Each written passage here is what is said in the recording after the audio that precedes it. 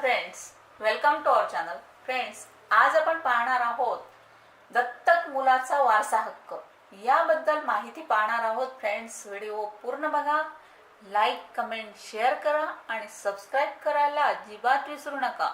तर चला पाहूया आपण दत्तक मुलाचा वारसा हक्क म्हणजे कोणता. तर दत्तक मूल देखील क्लास 1 चा वारस आहे, म्हणजेच लीगल हेअरमध्ये क्लास 1 ठरवलेला आहे.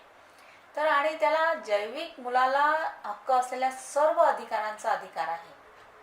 तथापि जर दत्तक वडिलांना एखाद्या गुन्ह्यामुळे कोणत्याही मालमत्तेत अपात्र ठरविले असेल, म्हणजेच एखाद्या गुन्हा केलेला आहे वडिलांनी आणि त्या गुन्ह्यामुळे त्यांना शिक्षा झालेली आहे किंवा शिक्षेस पात्र आहेत, अशा वडिलांच्या मुलाला, दत्तक पुत्राला, दत्तक मूल आपल्या दत्तक वडिलांच्या मालमत्तेवर हक्क सांगू शकत नाही.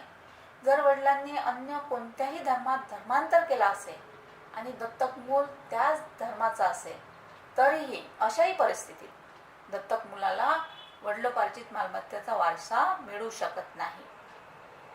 तर फ्रेंड्स, ही होती माहिती दत्तक मुलाच्या वारसा हक्काबद्दल. थँक्यू.